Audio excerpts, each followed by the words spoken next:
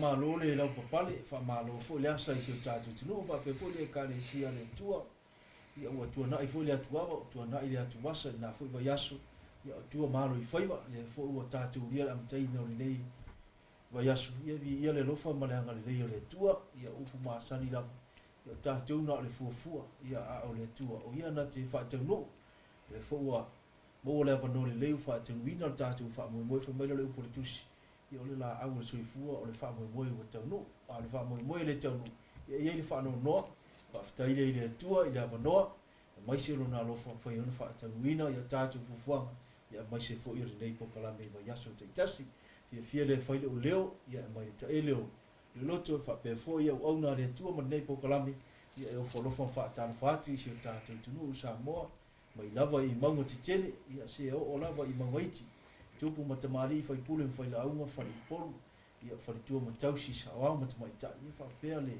lavelave o le vaosali malamoluga o se o tatou tunuu ia faapea foi le EKALESIA le atua faamālo le lava papale faamālo lava le unasaʻi ia tatou iai lava i faigatā o le feʻau ma le galuega le atua ia e faamālo le faatoatoa o le matutalo ia avea oe Samoa tutoʻatasi le lalolagi ia atua e fai ma tumutumu mauga ia e toʻo iai ao ia e mau ai wanga o whaamianga le tua. Ia whapea fo tātou pukalame, ia velo le suafa maulunga o Iesu Keriso whapea le ai ngā tua, ia mātou te whapea tua i tā lofa lava. Lofa tu fo ila nau auna, i se tātou talo amata, whengaile ma tātou pukalame mea fiafi. Vi e lava oe le tua e whaavau lava. Le tua oe le tua le maamalama o le atu le whaamalimole. Lo ngang pa ia e mwhai anu soani ma taitoloina i mātou. A meise lo ona taitai o le a ia whaamatalaina. Ma wili ili lo o fiong pa ia i mwhai anu manino le whaafonga lo nuolo no whaatali. Tala o lātou loto mwhinangalo i mwhai na lātou talia marfifia lo upu whaleo. Aiesi tia lo swafa Yesu me uma o mātou whai e le nefiafi. Vi ia oe whaavau lava. Amen. Nau a whaafonga lo tātou tino, mi se foi se tātou EKALESIA, le EKALESIA asfitu, o tu e fio mai sa mo tu do tasi. Ia ele ngata i lea o mamalo lau whaafonga. Li whanau o le tuoro iai EKALESIA ese. O lo ngā lara i lātou e fia i loa le pumoni. Ma fia i loa le finangalo le atua. Ona wa tātou iai toi tu lao le nei paneta. Ona sunga velo le fonga le sunga la ya Maserota whawhiloa i aro i atuai sunga le whawhengainga i a Tio Hunt sauniel tātou talo ai o li taulala nei o la tātou whasolo i le tātou mta upolo o whasolo nei i le nei foi vai taimi o le awala SATANI alo whanga ina e fesu ia i ai le atua soifua maia i le nofali i o le atua o le langi ma le laulangi o le FAASESE UIGA ESE ma le MATAUTIA SATANI i TOTONU o le EKALESIA KERISIANO a e mafaufau le lei ai e whapewhea na whaoa se tasi le tapua inga i le atua soifua na whaia le langi ma le laulangi ai sui ia tapua ia teia, ai sui ia teia le suafa. Ma muli ai maifo ia ile la rolangi atoa. O le la tātou whaasolo na atu amata mai vai asa uto nai. I le series atoa, e whaamata leina ai le poto uiga ese o SATANI. Malana tonga fiti, na sauni e FAASESE ai tātou i te tonu o le EKALESIA KERISIANO. Ma o lea so, wa tali tonu uma tangata EKALESIA ia la tou lava lotu e whaola inai i la tou. Wa lea iai se nganga e fia whaalogo i seis whaife au. A taua ala na ia lotu wa tali tonu lava ia e mawai e ia le langi. E sili atu le afe ma afe EKALESIA ua iai nei lunga al funga ele. Ai ile aso e fio mai a Yesu. E na o le lua ai tu. O le tu o e ola. Ma le tu o e oti. O tangata o le malo le atua. ma tangata o le malo o Satani. Peitai, wo vesi nei tātou I lotu. Whitanga I ai ma whetaua I ai le lotu. A whaalongo loe le upumoni, e la vea ila lotu, e I taloa. Ai sea o le tonga fiti, o le tonga fiti a Satani. Ina ia awane I sa ili e tangata le upumoni a le atua. A ia sa ili e tangata, o le tali tanunga whawai, o lana lotu lava, e o lai o ia. Whawhea na whaia e Satani le amea matautia. Asa I tātou ko oval me tātou ko le vayasan tea. E tolu amea lau pai ai le so. Mua, ua o so whai tu la fono, o le whawai o le malo o le tua. Se o mai le atu si o tātou malo sa moa, na ve vesi nei whawtai le atua wa amatana I el to file mo. Awa whawhewhea na maua to file mo. E pule tu la fono. The rule of law. Ana whai le eise tu la fono I Samoa. Ia e una tau le tunu. Asu e il marosi al pawa. Peitai ol tu la fono. O whatatia e malo mal malama umon lalangi. E na te pulea. Ma whaavai ai so se malo.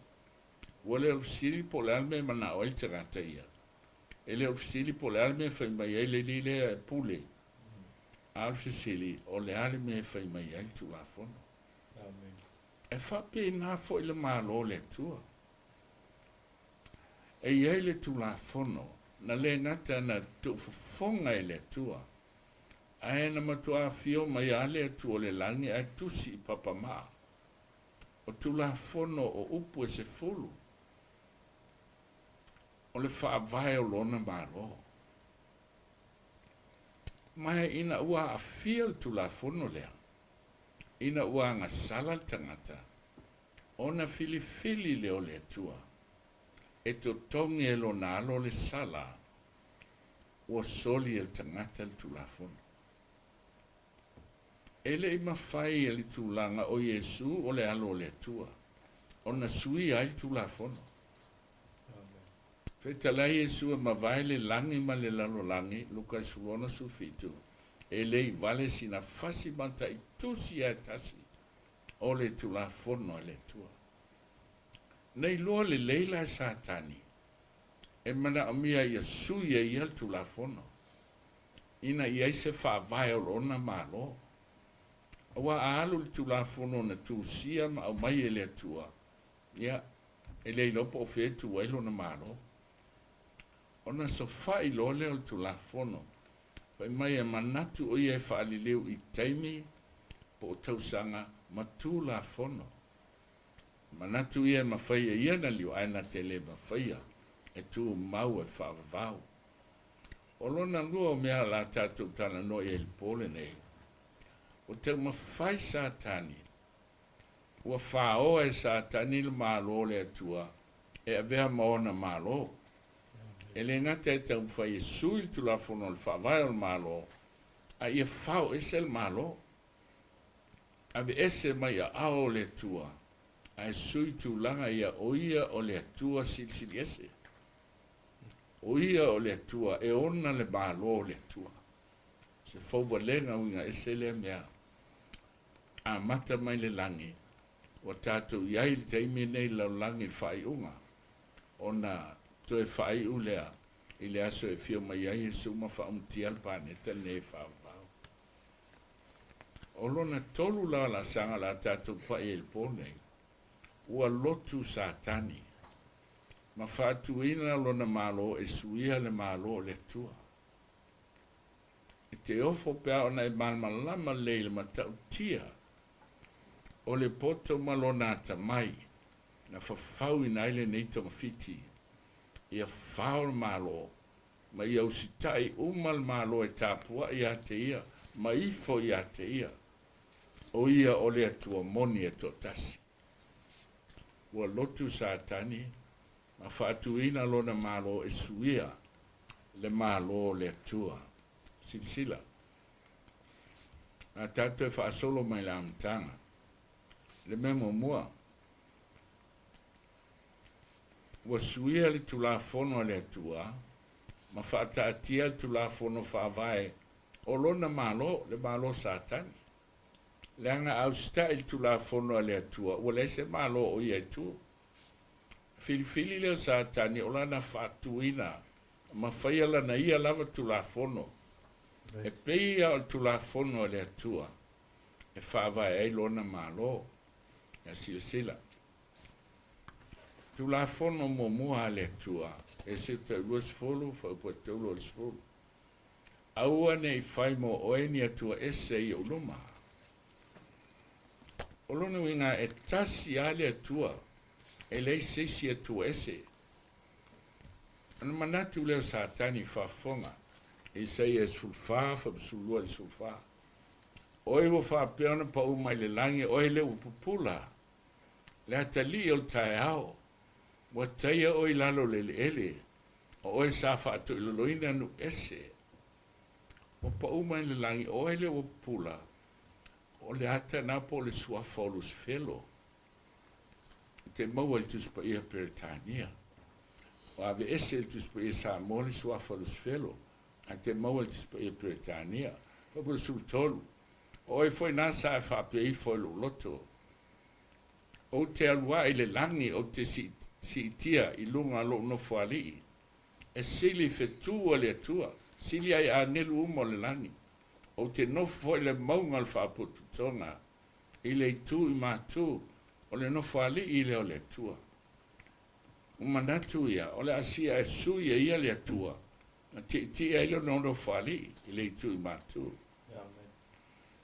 sulfa o te alua i lunga o mea maua lunga i lunga o ao ma te tutusa ma le sili ese o lona wenga o le eima satani e le o sui o Iesu le alo a le sui o le tama nei avea Lucifer ia Iesu keriso o lona tali e whaia na whatonunga ma tautia lea fuvalenga a fo angana fa ingoile series le o le fo valenga winga ese male matautia o lona matautia o le so pe va ai i le fa tanu wina o le fo fuanga ai fa matala e le atua fa peritania fa samo oi o fa piano pa uma le langi o le o pupula la tali o le tae wa tae o ilalo le ele o sa fa tu ila loina no ese a vai la le tu ia peritania le King James version wa o tele na suia for easy lo minga al King how art thou fallen from heaven o Lucifer la tali o le tae o ele o pupula o le wina na le gondos fellow o yu fa peona pa umai le langi oe le upupula pa pen pa uma le langi lus felo o oe o le atali o le taeao fa tu lalo oe le ele o oe sa fa vai o nu uma ba lo la langi alonu winga oe le sanga lua i ba lo ma fa tu lalo ma lo la langi i ana tonga fiti winga ese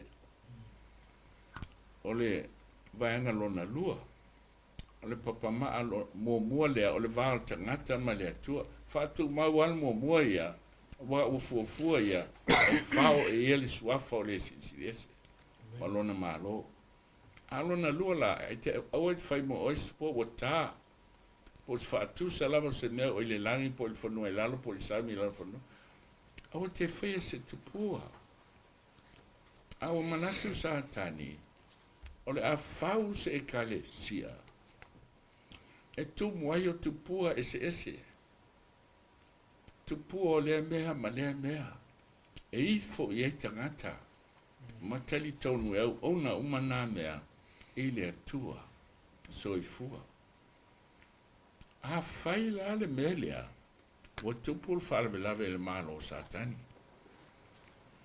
o ila e te tanga i ai i le upu lea KERISIANO ina. O mea whapaupau, ma tupua whapaupau, ua KERISIANO ina. E whai mai le tua aua e te whai mo ois po tā, po whatusa, o se mea o se langi lunga. Mai lo leo SATANI, e le whitau i tu la fono lea, mala proklama. Ave ese, tipi lo lea o le lua. Ave ese el tu la fono e lua, e whafonga. Aua e te ifo iai, aua te au ona iai, o au i ovalo tua le tu fua. Tau i atu i whanau le ami atonu o latu mātua. E o i tupulanga e tonu ma le wha. O e ino mai a tau. Pai mai le tua. A ifo i tupua. O te tauia i ate o e lona tolu o lau whanau. Tupulanga o lau whanau. Ma lona wha. Le ai. Ma toa silena kolosi e sele mea. O te alofa i le afe o tupulanga. O e alofa mai a te untausi mai a uporaenga.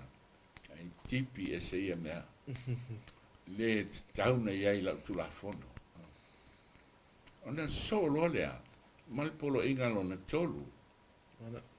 Fa mai lo na tolu. Aua i tau fuale suafo i ova lo tua. Aua i le whaasawina i ova. O le tau fua i lo na suafa. Tolu la lea, a man tofo ila wa misi le lua. Ia, ona avea loa lea polo inga e tolu, wa wha avea polo inga e lua. A ua ave ese le polo inga e lua lea sa iai. A al polo inga la e lua, ilana tu la fono. A ua e tau fual suafo i ova lea tua. E leise me pole ilingo lea wa al suafo i ova lea la take over ia. E wha mamalu lo na suafa. Ona solo le mal polo inga fa. Ye mana tua le sapati te fa pa ina. O se one te loim fa yonga lu malava. A oha ule te usila sa mua. O SATANI fa mai SATANI ele fe tau ila polo inga le ya tau.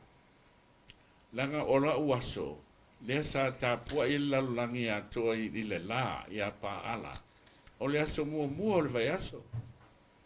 Ta tia lan me ilo aile as fitu. O le sapati ai ova lo tua. A sui, ye mana tua le aso sapati e te whapa e ina. Piriota, oma. Faitaliha un whaatonu tangata. Ia tausilo o aso sa. Le aso mua. O ne vaile il polo inga e wha. Ua wha popo. Ye mana tua le sapati te whapa e ina. A ua le ilopo le ala sapati. Tau silfia, awa il savali e sil tato o tunu ulan whainei. Savali fe avea i tau sil sapati. Mai maupe ana se ila tau loa. O le sapati o SATANI. Aile o sapati o le tuola fe avea ila tau sai. Poto inga ese. O le FAASESE lea MATAUTIA. Il TOTONU o lot KERISIANO. Vai le lima, polo inga e lima. Ye ava ilo ta mama lo tina. Mai sa tene o nai lei. Failan na ma fa. So atu malisi polo inga.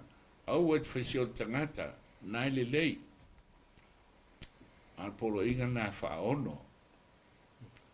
E lango e SATANI. Le papa ma alona lua. Tu te sile fiel mafuanga. O le papa maa mua, o le vāo tangata ma le atua. Le mana o la ia sui, langa o ia lea wa mana o nei e fai o ia mātua. Ahe lango o le papa maa lona lua, o le vāo tangata ma lona usa tangata.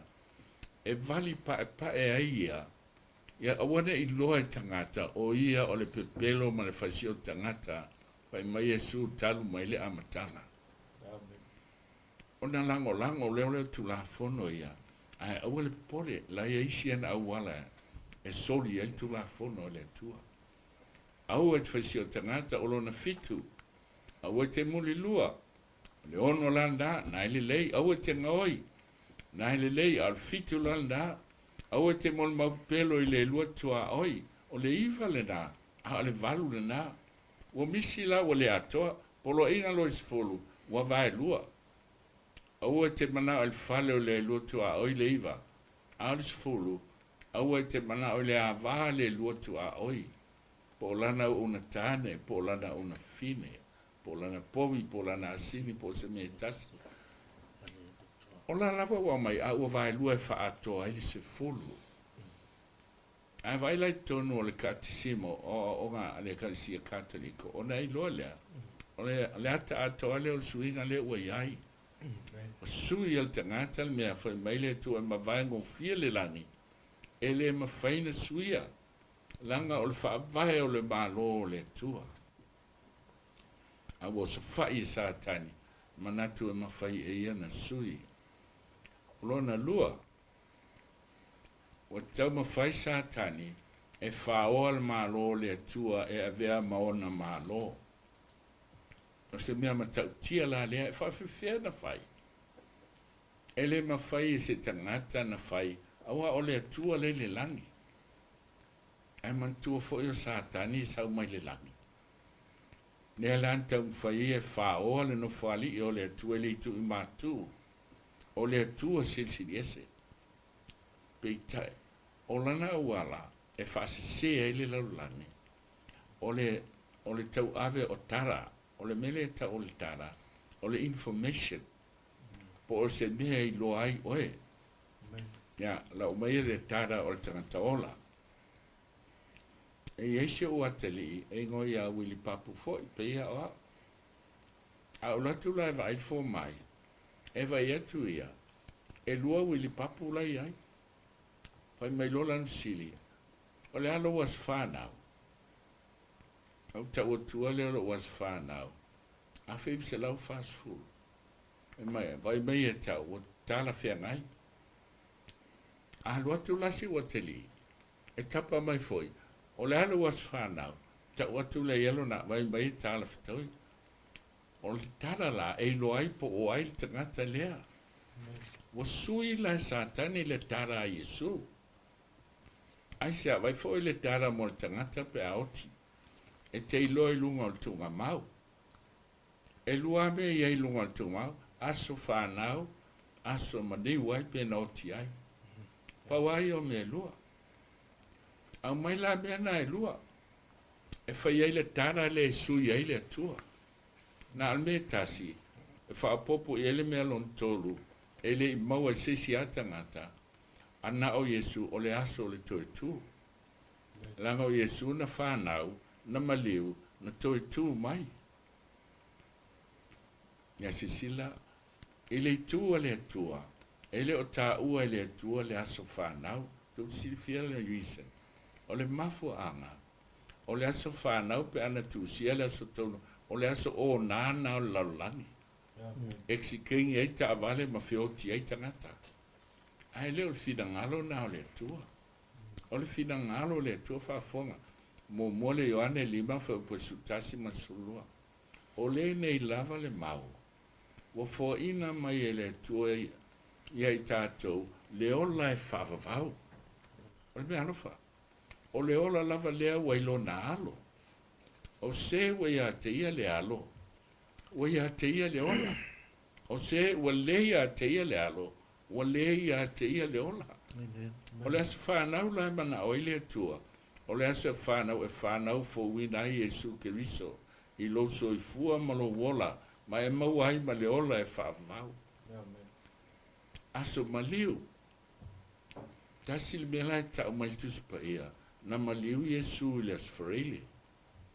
Malo loi tu ma mauri sapati. To i tu mai i le uru ai aso. Po le aso saa. Le ala wa ele aso mali wa Yesu, ma le aso tu. Ona fika lo le satani. A e tau tua mai le aso lufu lima o kilisimasi. Tau anga i tua iwa masina, wa mai a tangata le tina e whana wal pepe. Na sau lo le i tua, e mawai lo lea o le masina o mati. A toa i le iwa masina. Si foi mati a apelila o tasi me iuni iulai a kuso setembra oktoba novembra te sema. Waiva. Al fale velave la, ole metasi. Ole atua le a satani o asitati. Le atua o le masina. O ia ole atua, ole avani marota. A alu lai tua, iwa masina, paule me mawhaina whai ai. Waili maliu se asitati musta. Al melo e whai, la whai maso wha manatu o le masina. Ya, sisila. A toal masina ia mati, o le aso sae so ai, wa whai maisa. A whai e atoa ia apelila. O le aso sae so ai, wa whai maisa. O luna ia, e whealua i le isa. O le stau sanga mati, o le stau sanga wa le atoa ia so apelila, wana alvalo masina. Ia e wa whanau le atoa i na masina i na tau sanga. O tala whaangongo. O tala pepelo. Ai, sila le mea wai e lau lani. Aso lufu lima o te sema. E te whiu sua se leo mavo i le bao. I le nupa ia, i le moe, ai sa e ufi le kiona. Ai, e tali tonu tangata, matu afia fusu alisi. Pea e whai atu lei le i whanau Yesu on kirisimasi. O le tama ingo ia tā musa le atali o le atu o le la. O le aso whapau pau. Ai matu atali tonu ai tangata, ia lau mai si mea valea. O le valea ia pea mafau iai. O le tali tununga, ia Santa Claus. E sau las kirisimasi, sau lalo le pai paulo fale. E a mai mea alo fai tu whalau whanau.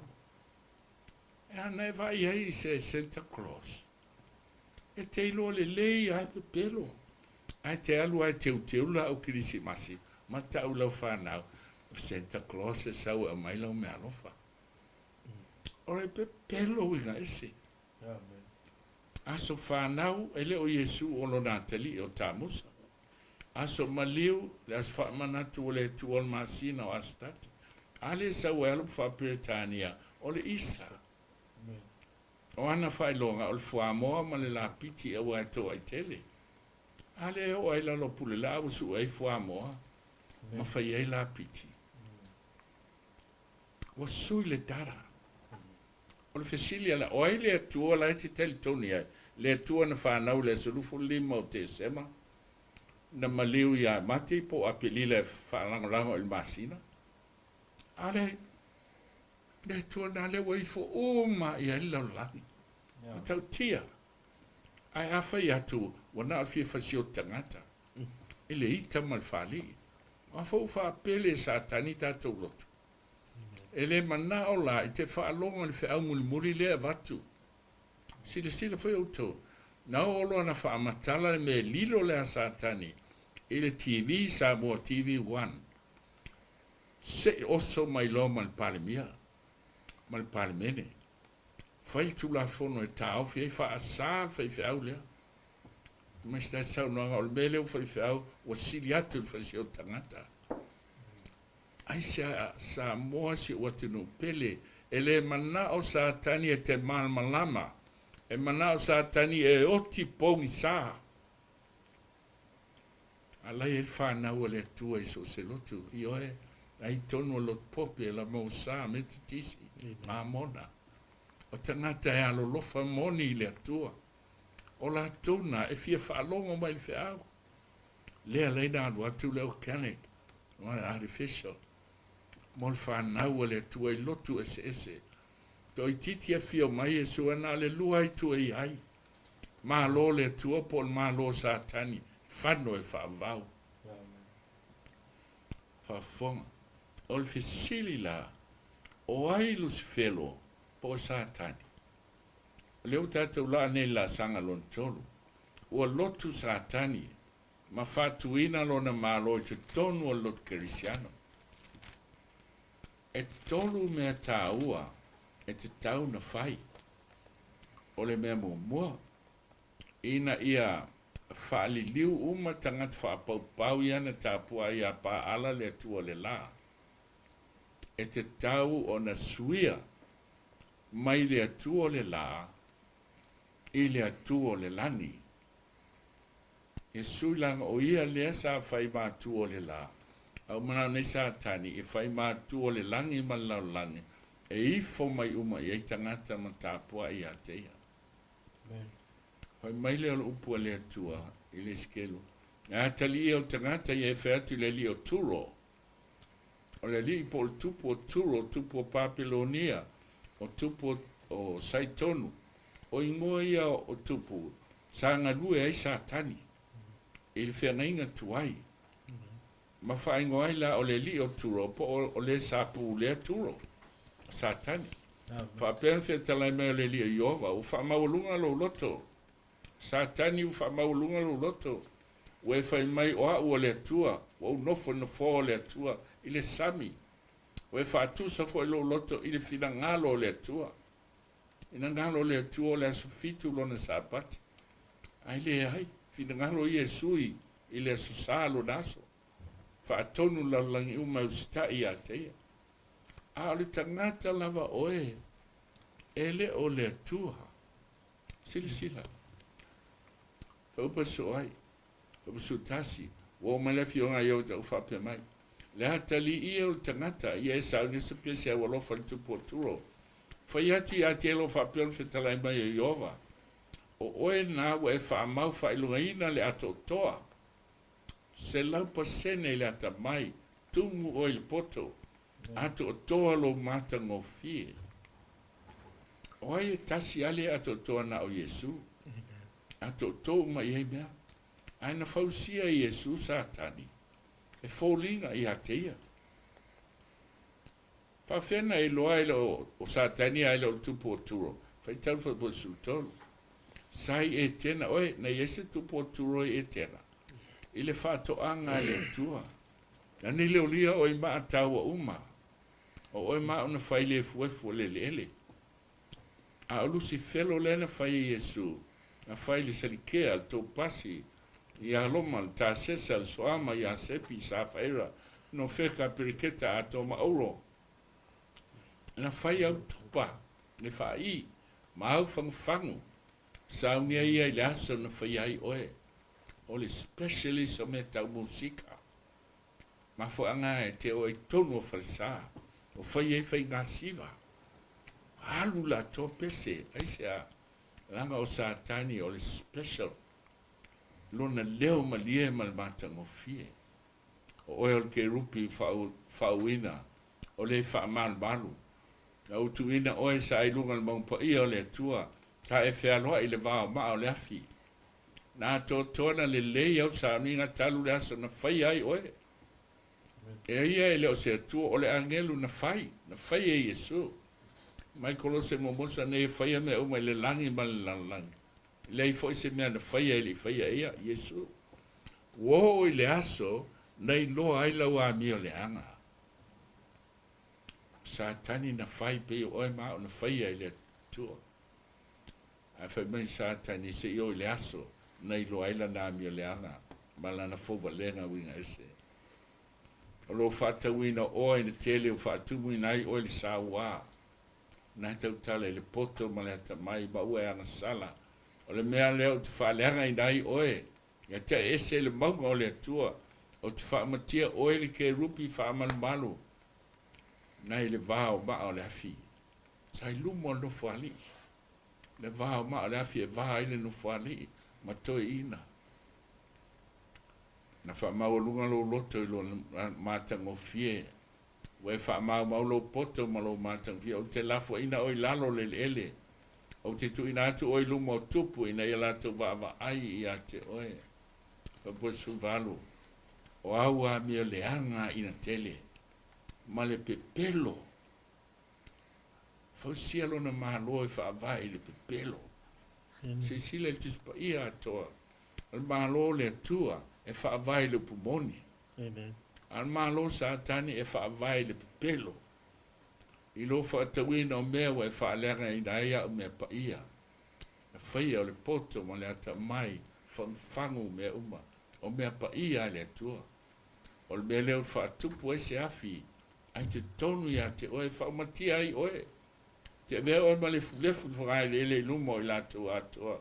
Oe wawai a te oe, sa mosi sila le ata mai unga ese le te.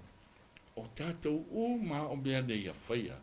E whausia e mea ta o molecules. O molecules na, e whausia mai te tonu o atoms. O atoms e tu whaatasi me ese, mau ai molecula ese. E whapena tātou tino, ai whapena fo il tino o Satani. A ola i le aso e whaumatia ai le lalulangi. Antanga, e sola Satani mal planeta. E sola ese mal planeta, e ngalo ia te ia. O le atua na whaia ia. Tasi ale atoma spiliki, a pāle pomu atomika lena pāne Hiroshima. Tasi a. A ole tino atoa o Lucifelo. O atoma uma. Spiliki ele atua. E pāi lunga le vate te e sola ti ai. I luma ai bai mo le langi. I le aso e whaumatia ai ele atua le ansala. E whaavavau. Amen. Al tala anga leo Satani malana fōwalenga i lai. O le ala le mea o tupu ia Satani. Samasani, o nan watu Satani leo langit mawel tusio i opu. E whai masui o le planeta. Sa whaatanga e le atua Satani mana au. E lua tua mo le langi. Peitai, o le taimi na whaasatauro a Yesu. O inana wha umai wha vau. E maike nese tolu sulema. E tu momo Yesu lona. E tu momo e Satani lona mulvae. Au iana te nuti momo ia lona ulu. A tonu na manu ale li whaola whaatusa momo mulvae. Aina whaumatia inana whaino leile unga o Satani. E whaavavau e le toi fo mai. Whaafonga. O e foi sai whaapei foi loto te rua i langi. Si tia lo no whaale i sili whetua le tua. Te nofo e le maunga whaaputonga i le tui mātu. O te rua i lunga mea maulunga anga wao ma te tusa ma le sili ese. Ta lo whai a Satani. Ua le tau nuona moonga. Aisea whaafonga i whaalina mta po sfuluofa po fitu. Ua tau foi le tau e le langi. Na ua fio atu Yesu le langi. Le suafa me kaeli o lona suafa tau le na. Mana angelu lua vai tolu au le langi. Ua tau tau mal tarako. Mana angelu tasi vai tolu o au le langi. E tau el taua. Ele ialu ese whaingofie. Ele aina tau le langi. Au alatou le man malo. Amen. Wa le tau mau fo le langi se mea alatou te nofo ai. Alatou te nofo ai. O le ase mea wa tupu wa le tau nu ai mo onga o Lucifero. Ia ia whaoa le malo le tu le langi ma le tofi o sisiri ese. Ua tuli ese mai le langi. Whafonga. A wala, whaupuiva. Wa lafo fo le tarako tele o ngatuai lewa ingoa i ti Apollo. Ile ma Satani. O le FAASESE le lalangi uma. Wa lafo ifo le lalangi. Wa lafo fo yana angelu fatasi maia. Whaupuisfuru. No whaalongo le le leo tele langi o whapea. Ona po nei wa o mai le o tanga malmana malmalolo tato tua. Male pule lon keriso. Wa lafo i lalo le na molia o tato uso. O le na molia i la tau iluma o lo tato atua. Ile au malpo. O le tasi le winga lo Satani o le tau moli. Tato e fie faile mea o le moli. O na luenga na Satani. O le tau moli. O le mele o tu oli ele la ne aisha. Walu esel ti Apollo fafonga. Walu ifo ya te utol ti Apollo. Ua lo toa tele. Aisha, ua iloa wa sa na po. Pa mai tu se pe te ua pe o se leo na tangi. Sa ili se na te aina. Mafu ana vesi ai malo vesi ai no. An lili Satani. ina ia oti umal whanau o tangata o ane i ola sesi. Wale o toi le langi la Satani o feo o iai. A lea ua i le lalo langi Satani. Ia sisila. Pula su tolu ma su faa. Mal faupue faa mal faupue lima o whalinga su tolu e elifisili. O le ala me ua whaia Satani. Na ua tuli mai lalo langi. Mua o tau mantu fo i mea non whea tuai. E alu mua i maa lo ia matupu o whea ingi tuai na lato whai mea. Ina ia tu ina tia ia le tau le pule le sa pule ia. Tu watu i maa lo ia whai le me whina ngalo ia iai. Wala tu wifo fo i le man ai. Luna winga wa set up nei Satani o le tapo inga e tau o le manu ai. Ona I folole ia yo tangata malo uma il ban ai lea po le lotu lea. A fai mai o ai se tu sa man ban ai. O ai se na te mawhaia ona tau maia. O set up le lotu. Nanga waliwa e ia o ia maangelu al manu lama. O vati a te ia le ngutu le man ai e tau tala I te tele mau fai. Tu nati a te ia le pule e tau ai masina. Whanga fulu ma le lua. O amata ana wha amatala e tuspa ia. O mea te ilo aile man ai lea. O le atatou pa ia il vai aso lea. Ai mo le vai aso nei. O leo taua. O le mea momoa. O leo al watu. Tu whaatasi malo. Fausia aila na lona malo I lunga o malo laulangi. Ma ave ia le pawa ma le pule. E pule ai malo laulangi. Ia. La tatou pa ia steimi fai lole al man ai. Ma lona whaatau nuu o le valo anga I le so. Whafonga I luol konito su tasu whao su lima.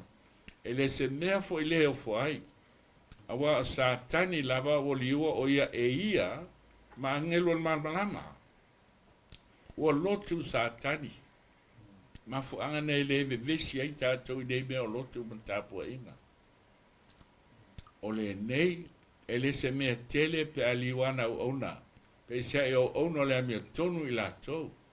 O latou I unga tusa ma latou ngā ruenga. O set up na system of worship. Ma iai ana au ona e whailo na whirangalo. Ai aona sau e pea o lesi foi lotu KERISIANO. Amen. E le se me te loa ai. E a langa I suafo Iesu. E na te tau vea uma lava vea. E loa ai whamauntali tonu ai tangata. O Iesu lava lea lea tua moni. Lea tua fofoa lea na whaia tātou. O ia na laifo iai. Ia sisila. Se al se mea na whaia lot KERISIANO. Ua lotu KERISIANO. Ua lotu Satani lot KERISIANO. Whafonga le upua le tua I lot KERISIANO. O le nei e le to I tangata ese o taupo e wau mau. Awa nu whaatasi ma le aupa ia. E ese le lalolangi le na alu ave ele pule le man ai. Alo na lua la leo attack nei le EKALESIA le atua. Le na whaatua Iesu. O tangata o le nuu pa ia. Nuu whaatasi ma le aupa ia. Wa so whai la le aupa ia. Wa ave le pule I malo. E whaatua ila na ngā luenga. A usaune e so whai. Le a inga o le atua. Sisila.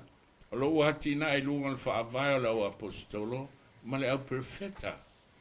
O le maa tuli manu. O Iesu Keriso lava lea.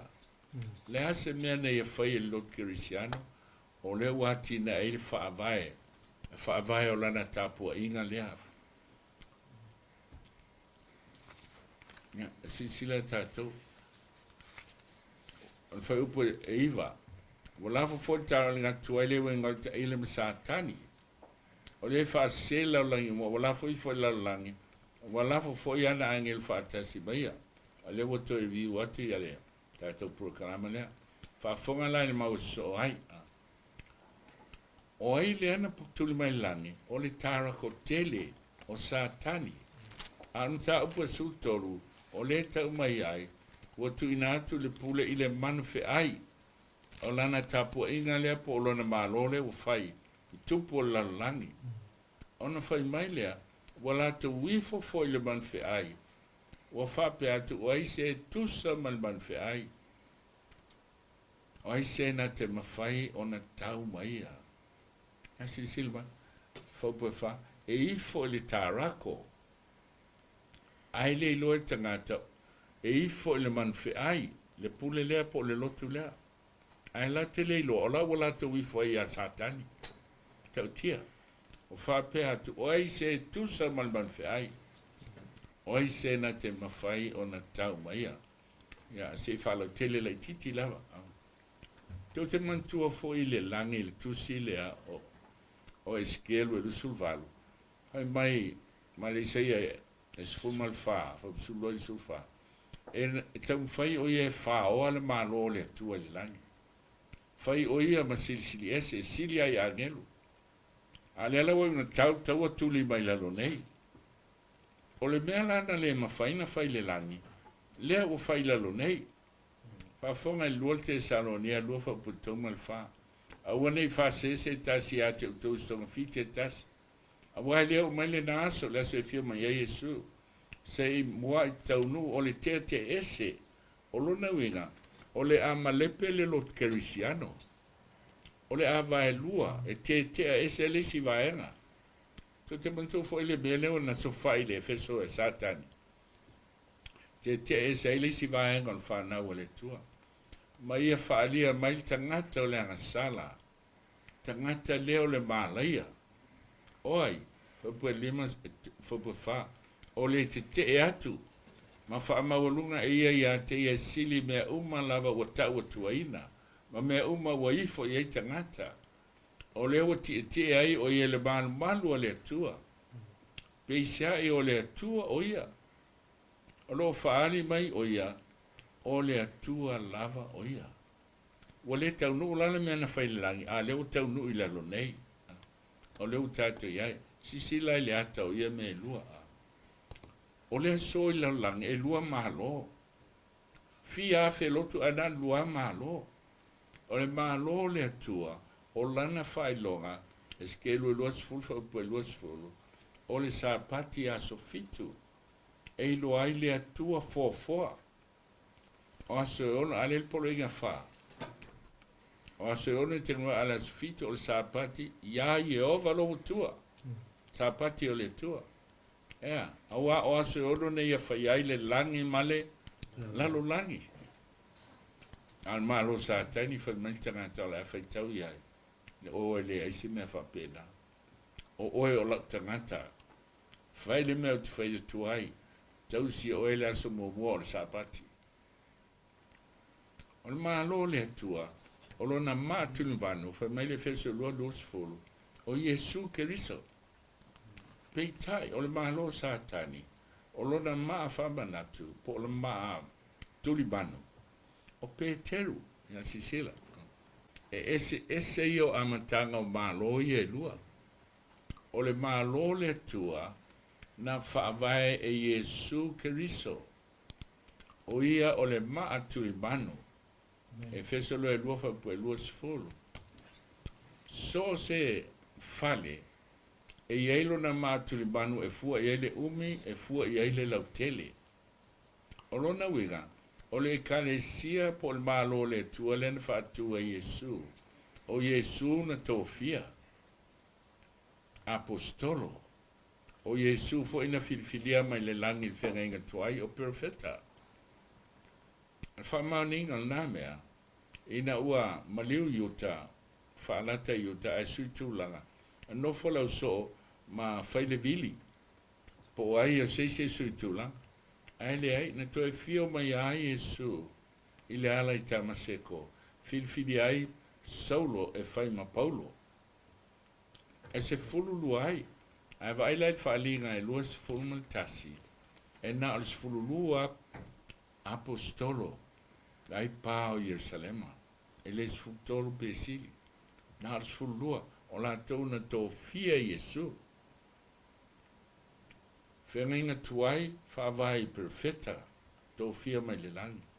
Apostolo le whenga fau, na tō fia Yesu. Al malola SATANI ia. O lona sapati o lana whailonga o le aso mua le vai aso. Peita e tūla i mai na wali ua Constantina e le tolu tas tolu tia. Whawhiwhea lana so o mal tia e tolu tasi. Ele iai se malo. Ele iai sa iai le malo SATANI. Ele i lotu SATANI. Whaatu lefta a lotu i tolu tas tolu. Ia sila la. Ona whaanga loa leo Peteru. A Peteru e whaatolu na ungani. Na te leo Yesu. Whaatolu na pepelo Peteru. A o Peteru e whamai o tu i ele pule. E umai la o pule Peteru i a Yesu matasui me a Yesu. O le se senga na malo. Le tau whai nei SATANI e nana. Te wha masi o te nupele Samoa. Te ilo e te ele o tau matua whitai a tau ono le man malama. Ai le se o tau wha matala le le atu ia au tau. Sisila, ua lotu SATANI. Ma whetau i ei tātou lotu. Aina o le lua malo. O le malo le tua. Ma le malo o SATANI. Whata ofi mai le sa. I te tonu, i le tolu testolu, ina waliua Constantina, ma mai ai la su whapau na tāpua i le la, i te tonu o le lotu KERISIANO. O talatu atu ai nā, tasi al sapati o le atua. O no role il tolu lua tasi, wa i ai le vevesi te tonu o le a ai Roma. O na walua sapati, tangan whapau iana o te tonu ma tangata tuai. Safa ingoa ile upu katoliko EKALESIA katoliko o le Universal Church se iwa na ile o lotu le Roma o whaingoa ina o le Roman Catholic Church o na ese mai ala tau o le lotu a Roma ele se lotu katoliko pe isi lotu alut katoliko Roma e ese la tau aso tapuai. Ina lana avela o lotu le loma ma wale ofi mai ai SATANI. Se yo no mai il edict of my land tolu luatasi. Fa mai lo Constantina. O le sa o to mai e tausi sapati asfitu. O I fafo le ai. O to mai e tausi le sale so momoa. No foi tonu le ai. O idana amata mai ai le swing al sapati. Se yo na whamarusia le EKALESIA I le fono I la tikaya le tolu ono o tia le la o sawa I le so wa lotu se yo na take over e lotu katoliko Roma la lan ia ora tato pa ia il vaso le atalia al vaso nei pa o meno manawa no ma e mai ama le langi le ata al fa senga MATAUTIA au mai le la langi ma le awala na whaiai, ia malama le lei. O le vai aso la lea, le la tātou au ili ai nei, I le mālo le na whātua SATANI. Le mālo le tau tispa ia, o le manu whiai. A tau sisi lea le tātou wata lea. O le apostolo, profeta, tō fia Yesu oai, la tōna e tu siel tispa ia. Al mālo SATANI. O le apostolo, o le atana o le whaatangata o le manwheai. Ai, o le manwheai, o le whaatusana o au ona. Whai tau leia e lual konito lea, I tau po sultas whapsu whaasu lima. Ile se mea o whai waliua SATANI o ia, ma angelu al man malama. Ana whai mai lea, na te o mai ana au ona. E peisia I o ona le ami o tonu I la tau. O la te yunga tu sa mala te wanio. Al fa yupa suma tolu. O la mai o apostolo pepelo I la tau. E lua la me tu la I mai whalinga lea. I tātou whai tauina I whalinga le sfutolo. O le manwhe ai, ma le whaatangata o le manwhe ai. Le la tātou pai umai ai. I le vai aso lea. Pe a tātou au le lofo le. Tua ai mo le so.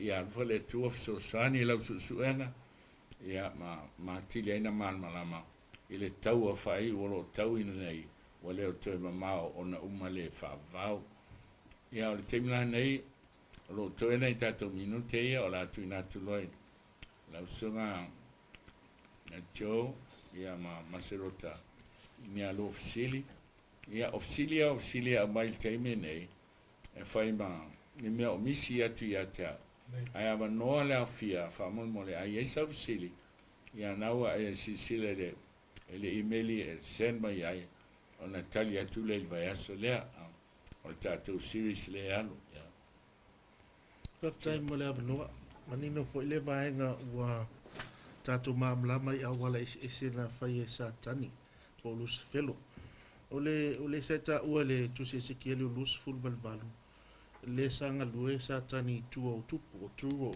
ia matupu esa ia i whenga inga tuai ina whasosolo mai ia le taimi na soifua mai Yesu ia se o lava na mani Yesu ana mele fia maamla mai e o mana le taimi lea i le whenga inga tuai ele i yaise EKALESIA SATANI o le bea tua tupu nei i ina ua maliu Yesu wa tau nei tau wale langi lea la au te fisifu Ringa wale ai ala se sui au tau wa SATANI oi lang. O ana feo foi la o me tua fa vai la to malo po le EKALESIA i le taimi o mai anu baliu tato di fauna. Le tau wa tele o le malo le man tu fo taimi na mata mai ai na le fatu esele le lang ya. Al fa santa le lang. Ali mai ai fatu ana i tena le fa mai sa ia. Yes, SATANI. Hofi lo le anga sala wa mata fatuina lo na malo ila lo nei. Peitai o le malo le o SATANI sa e fintuai. Le ana fatu i papelu. Le mafua mai ele se ngana. Ona sawa ya lea ai o le tele o taimi. O SATANI mafuta mabalo. Tai o malo. Tai o Babilonia o ni Maserota a mata mai inale le eli tau se EKALESIA ai tau le malole o SATANI fa pau sa manino ala i whenga tuai o le malo SATANI e tau sila so mo po le Sunday me sa tapu ai le la sa wai Babilonia o mai le so a whenga tuai sa tau si al whanau le tua le astona i po le fitu le ana turai mai ai mai Israelu. O lona i se senga la ina ua maliu lo Yesu o iwa mai le ava nona tuina ia SATANI ne sa wai mala tu le langi. Ana tuli lo le o SATANI alu ese ma le langi. Ia ele whalo SATANI tau lo le tau le ana tau le langi. Tuli fa marosi mai lo SATANI mana au ile la langi o inala file lo SATANI o la lotu la tag lo KERISIANO venenga tuai ele sa u lungo malo le la sa u fo i malo le man fe ile amat au ilana so fa i lo fa vai lo KERISIANO apostolo ma le profeta matul mano Yesu ya u fa lola nei matul mano Peter ya ono sorti le talo in tofi su Peteu woso to lo Peteu sui male langi ai fa solo la le lisi po le a pope mai le taimi le o Peteu e tau mai a Constantina e matua fata wa amale manino pina ni ngoa fa tumu ai le ai le ai o le fa to amatal malo SATANI i tolu testolu ina ua liua Constantina fai ma KERISIANO i ala whapukiki. Aftai le lau tau manino atu le vaenga le. Ia ma oti ei vaenga i an whaina maamla mo tātou tanata. Aftai lava. Aftai maro lava sunga le whawhenga inga matango fia tātou bukalami. Ia i vaenga te itasi whapifo na i wholosia. Ia mai se wholosia tā ua le sunga le whawhenga inga le mua atu ipu. Maro ia SATANI sa mau. O tira o whenga tuai, ia o whenga fau le ua lotu. Ka aftai tele. Au siri rau sunga wa whenga manure, iei nei minito tātou kalama. ile tulafono lava le wa pe la va le tulafono le take mo yesa tani mo tu atale pe fa vai le o no fa vai malo le tulafono la e lava le na mona la telefone le lo tato tu mai fofo i lungo pe ma fai la mi mo se lava le tio tato ngana sa mo telefone la fai la uma ia vai fe la manatu o tulafono ia mo isara e lava ia o le fesili la pe aise pe faamaonia lea mau ma faavaeina mai le lo i le fionga le tua pele ai o le fesili aga ma le faaloalo silofega o le tulafono le aga mai lea sauga kusie papamao e pe ga o isa laelu ia pe ga o tatou ala manatu fai o tatou luu ese ia ala foi le mau o le toe tagata ese tatou le ava ma faaloalo ia aftai ole e matua manino ale nei mea e tusa o Iesu lava ia pe a te tonu tātou e a Iesu ma te e lima sfufitu e ma vai atu le langi lea ma le lalo langi lea e le ma vai se iota po sfasinta i tusi o le afa afea lana umai le iai utaia a o Iesu le fetala e ma vai atu le langi le ma vai se iota e tasi a le ngate le tusi o Iakopo a soli tu la fono e tasi wa soli me uma e manino la tu la fono ia le tua poi mai le mole ane tolu fa pe fa o le anga sala o le soli le tu la fono o le fesili la a fai le isi tu la fono in temio atamu o fa fela na anga sala atamu ai o tu la fono ia le tu esfulu e mai le vavau e o il fa vavau peitai ina ua whaia le tangata o na wha upu ina ile le atua i le awala e malmalama ai ma apply mai i le angasala le au whai e o maila le maunga sinai o i o tu sia alo ia ilo e le atua a le saule ke nese tau mai le e soto e mai le fionga le atua sa tu fonga pe nei a fai tau ke nese lufu wono fa pe lima se fai tau mai foi le mauna ke nese a te lo ele fa mauni le tua ke nese lufu wono wana fa longa pro amo ya upu mana tau si au sauninga ma polo inga ma fatonunga ma tula fono ya amo ele tai a fio mai su ele tai le bango sinai ai fa mai na tau si a pro amo au tula fono ma polo inga o atu la fono sa tu fofonga mai ele tu la fono is folo in ma il patriarca ilona tali me na sa ta u ai tele le tofi lo matua o ia e avea malavea i ilona ainga tau ave mai ai le fionga le tu mai al kinese se iona o mai tu si e soto to atu si ai le al tu la fono ni ale tu e mai ai vavau e o il favau e ilo ai le me ta o le ansala foi mai le tangata ia o le si iva le na a tu la fono i e fa ele ai na fai amo Israelu te sili a Iesu ma reko lua fa o pe lusu fitu na fai le sapati mo le tangata ele ma se una fai le sapati mo na o yuteia le na fai mo le tangata ina ua fai le fato anga e tena na to lua tangata na e o atamo ma eva a fatu Roma le sapati lea mo le tangata o lupu e leni alo whangaina o le anthropos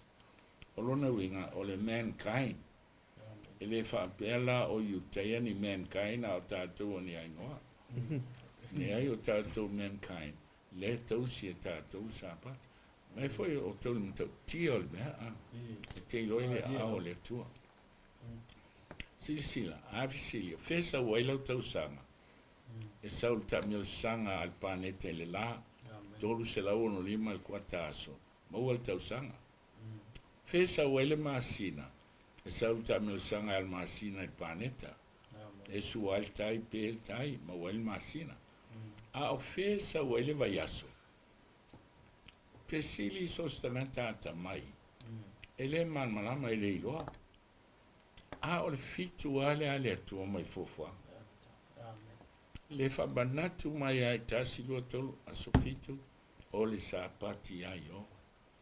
Tau tia ia le mea. O le fitu ana mai ai fofanga e o mai le so. Ia, pela o lau tala lea no whaetu le ai uso le EKALESIA fitu. Ana le suia e mali e toa i le aso. E tu maua o le eo mai le so e tasi ala so le tatu tausia. A usui lo e mali e toa. O lunga o le aso la lau tausia la tau. O le aso e tau ia mali e toa. Ai le se aso e tau la amtanga. O se la o an tatu taisi uma e le ai. O le upo le atu. O le aso fitu. O le mea na fitu i e ka lena il nata i mema. Fitu na le atua. O le fauta i sui tua. O le mea fitu i e ka lena i le so. O le fitu na le atua. Mai ai fofuanga. Ana le sui la le lotu. Take over le lotu. Ele kansi katri koloma. Ele sui le lotu. Pene i tasia. Whakdai, nang sumai whawhenga. Awa o tonga fiti, e pena isa noa. I wasa tani ma. Lea lau isi ana tonga fiti. O lea lava e to ilalo popo ai. Si o tātou tunu. Ia manau whailotu. E manau tula. Sa pati ia matura whonga. Na o isa rai eru reise me pole i tātou sa moa. Ia a lena whai mo tangata. Tangata ora fo i tulou. Le whawhonga mana tunu. Ia tātou whapea fo isa rai eru. Te silfia Maserota. Tele o fai fe au lai whaalo o mai lo leo. I lotu eses. Lai la te ilo le lei a sao le pumoni le avatu. Ai whainga tāne waha matangata ma mea na ola mai ai. Al mena o fai SATANI e wha ai te tangata. I lotu. Ai soli ai le upua le tua. Al mafu au fai na. Ele mwhai ai na alo fe au. Wha pea na vatu i le so. Okay, o te atua, o wale tita o te isausil. A tono e nisi o tātou lo whanoma, e ni au tau sili, ia nau tau whawhonga mai le, na e watu tātou website, tusi mai lau sili, ia na tali atu le vaso lea, alvai aso lea ua te misia, o lea la tātou pai nei, i le talaanga o le mālo SATANI. Mai ai li teimi na whātū ai, e o mai le so, e o ilo na whai unga. O wale te misia le aso lea. O le asau. Ia, te isau na. O le fisiri a wasa mawale mose mi te reba. Polo inga le tobu. Au e te tau fua le suafo yo. La sau whaalau te lenga o le. E wa tanga ko ka suafo yo wa e velivi inga i le tua. O le asau suani whaalau te le. Polo inga le. Au e te tau fua le suafo yo. O e telefo tātu pe a te ise mea mai oi le tuai. Pe seanga sala i te ua. Ma le whaaloano. O le upu tāuala iai o le fua. Aua e te tau fua le suafo i ova lo tua. O lunga le suafo i ova le tua e pa ia. Mō tāpua inga. Ma le mawhitanga whaaleanganga ma le tua. Ai i le sona ti le fia. O el paravale o le si o tau suafo i su. O pe ele se suafa pa ia le suafa. Aina sila fia o mai le tua na mea. Tu i polo inga ia i loa tangata. E pa ia le tapua inga. A whi tātou mele o mai le so. I nisi lo tu o ai lava lava o le popole iai. O pule alternate ia i lona ofu. Ia o nisi wa whai a whai ngā siva i tapua inga. Ia o nisi whai sa wa tai ei pua. I te tonu a whai masua i te tonu a ai o me umana da information au e te tau e sa e pa ia le suafo i ova lo tua i se mea le te tau au e te whaanga ina i se mea le te tau ai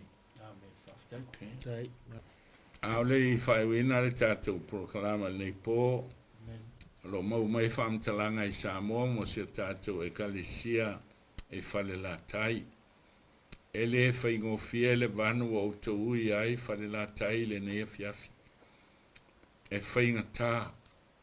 A le vanu na uia i Yesu na o iloti. E le la fo ia o tau e le tua. A ua tātou te itai nei o tātou uso e sa ua mai maita mai. E le o la tau e mafua ai. O la tau toto mo la tau ano. A pe ano whai atu nei proklama. O whaapele SATANI la tau lotu. ia ma ia le malo aisa le mana o ia ola falelatai o le ola ma le oti o le falelatai e whaalango i ona tangata e le fefe tu mo le tua e le fefe tu mo le upumoni le olo tau whanau le olo nei o tau uso lo sawa mai e le ola tau ai e le aso la tau te ban malama ai o satani malana prokalama atoa ina ia aua nei whaalahina i tātou te oratu le kalesia o aila langi manatua nei o tātou uso pele i whalatai alofa atu whaamangalo ia i lātou e anga leanga mai alo i aile atua tau te manatua le upua Yesu au teite ina atu e whaasata reina ta mai i e whaamangalo atu ia te i lātou o e ita mai o he whaasanga tau mai awa wala tau lei loa le mea wala tau whaia ia Iova ia te utou ka talo atu mo utou alo whaanga mo utou ele uma ele suafo Yesu amene ki ala tātou i fumba tāno lo mātou ta mai o ile langi o lo whaanonga longo si o mātou atu nuu nisi o i lātou e langona le fia ele ona o lātou ai ona o le li o le neila langi ele mana o e malama tangata ile beha o le atupu ma le aso le unga wo o mai ai mātou talo le li ia awana ia seisi a lau whanau o e whaalongo i lau upu o e alolofa i a te oe o e usita i a te oe o i loti awana i whano ai se tasi ai a vele nei prokalama o se la vai o se whaola ia i lato le e mātou whaatasi umai le ola e whaavau ona ole lo loto o lua lo whamalo wanga le lei alofa le atua pa i atu loto ma whina ngalo ina ia latou loa le tāu o le nei whiau ma le whina ngalo le atua ia awana i whano se tasi e whātua tua i ate oe ai a maua le ola e whaavau i lo lava suafa Yesu o le vala o toi nei. Amen. Amen.